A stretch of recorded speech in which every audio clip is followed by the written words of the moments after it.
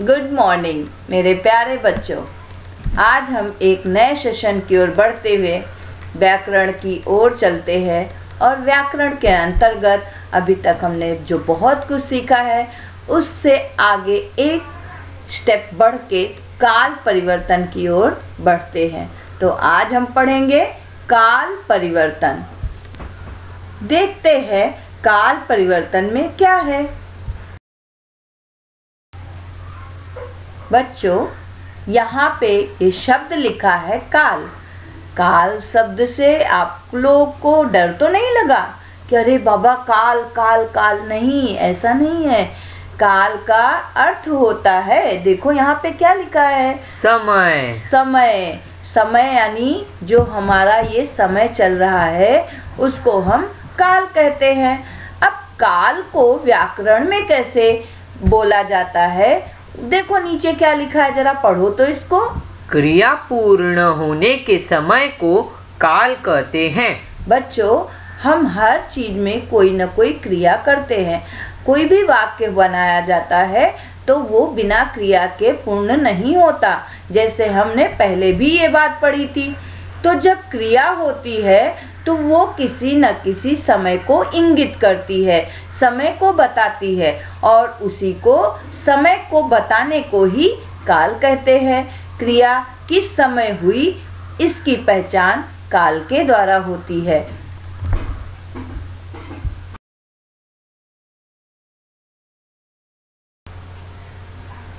काल, काल यानी समय। जैसे हम पहले बता चुके हैं, काल तीन तरीके के होते हैं, तीन प्रकार के होते हैं। आपने बच्चों अंग्रेजी भाषा में, इंग्लिश में भी पढ़ा होगा टेंसेस के बारे में। उन्हीं टेंस को हिंदी में काल कहा जाता है, समय कहा जाता है। जैसे हमने इंग्लिश में present tense, past tense, future tense पढ़ा है, वैसे ही हिंदी में प्रेजेंट टेंस को वर्तमान काल कहा जाता है और पास्ट टेंस को भूतकाल कहा जाता है, जबकि फ्यूचर टेंस को भविष्य काल कहते हैं। देखते हैं वर्तमान काल की पहचान क्या है। हम कैसे पहचानेंगे कि ये वाक्य वर्तमान काल का है?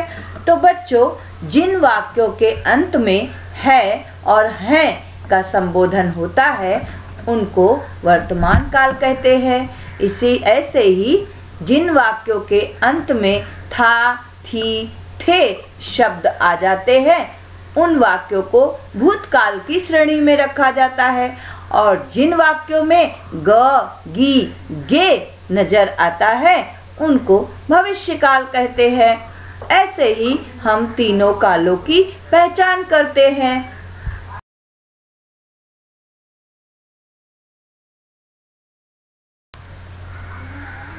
बच्चों, वर्तमान काल के अंतर्गत तीन भेद होते हैं।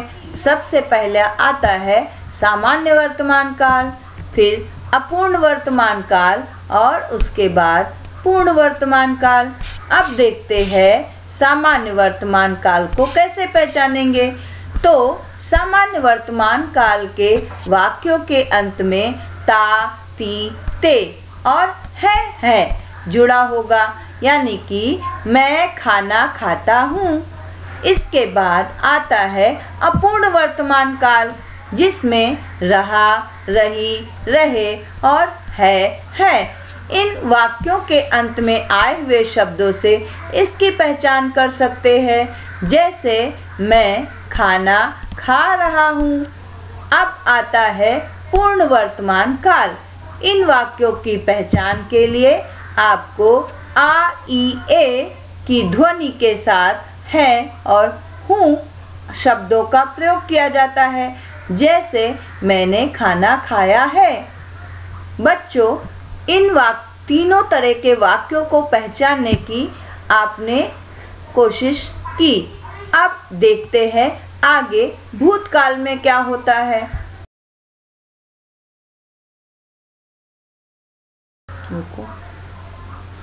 भूतकाल, भूतकाल यानी बीता हुआ समय। जो बीत गया उसको भूतकाल कहते हैं। इसके भी अपने तीन भेद होते हैं। पहला भेद है सामान्य भूतकाल, दूसरे भेद को अपूर्ण भूतकाल कहते हैं और तीसरे भेद को पूर्ण भूतकाल कहा जाता है। अब देखते हैं सामान्य भूतकाल को कैसे पहचानेंगे। सामान्य भूतकाल के वाक्यों के अंत में आ, ई, ए की ध्वनि आपको नजर आएगी। जैसे मैंने खाना खाया, आ, खाया।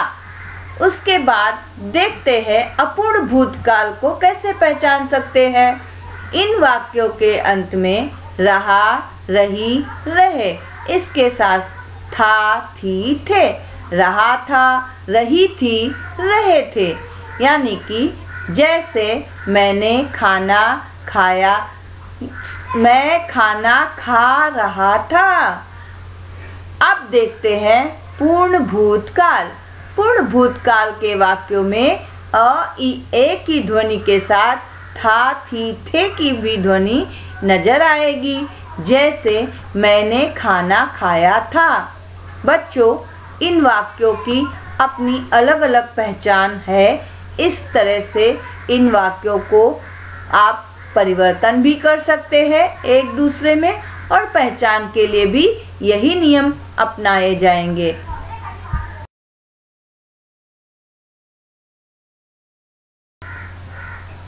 भविष्यकाल। जैसे ही हमने ऊपर के वर्तमान और भूतकालों की बात की, वैसे ही भविष्यकाल का मतलब है आने वाला समय।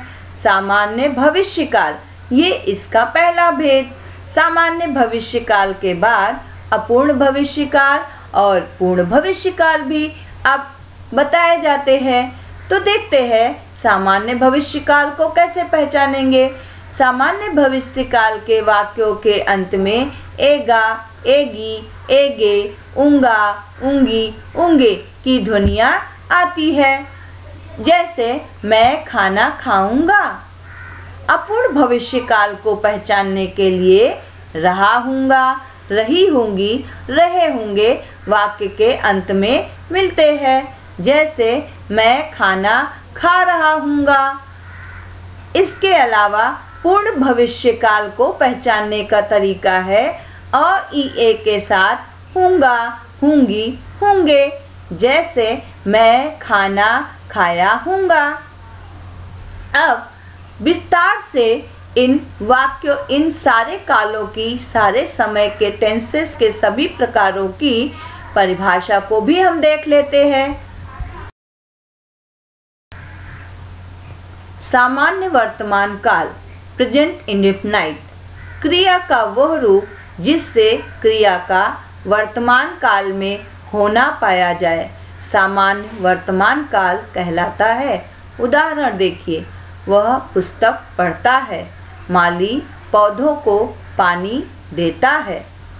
अपूर्ण वर्तमान काल, प्रेजेंट कंटिन्यूअस, क्रिया के जिस रूप से यह बोध हो कि वर्तमान काल में कार्य अभी पूर्ण नहीं हुआ, वह चल रहा है, उसे अपूर्ण वर्तमान काल कहते हैं। उदाहरण के लिए, मोहन विद्यालय जा रहा है।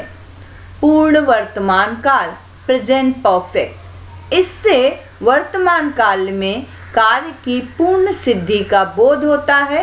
जैसे वह आया है, सीता ने पुस्तक पढ़ी है।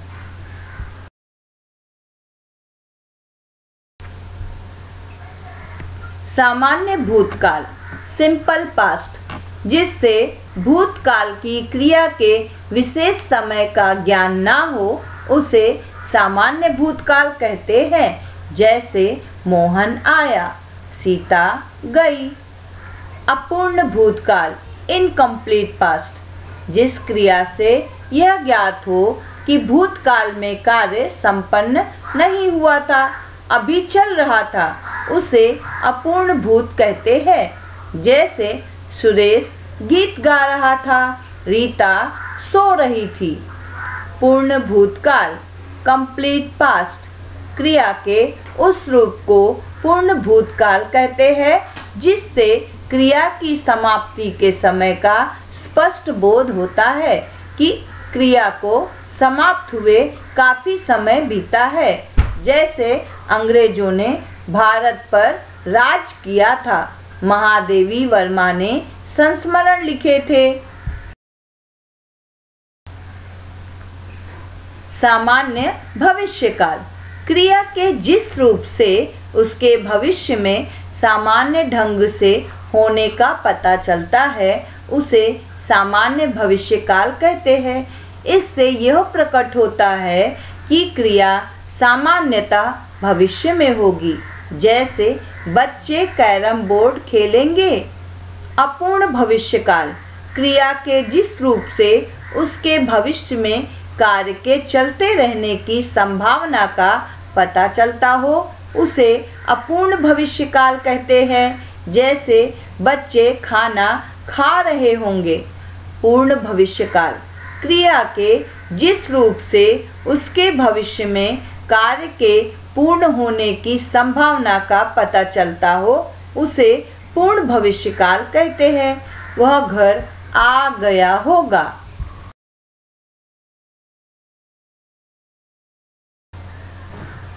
बच्चों, आपको काल परिवर्तन के इस वीडियो के माध्यम से काल के परिवर्तन को समझ में आने में सुविधा होगी, जैसे कि काल को, समय, वाक्यों को, दिए गए वाक्यों को कैसे बदला जा सकता है, किस तरह से उनमें बदलाव लाया जा सकता है। आप उसको जब वर्कशीट करेंगे तो अच्छे से समझ पाएंगे। नेक्स्ट सेशन तक के लिए धन्यवाद। आपकी टीचर राधा अवस्थी।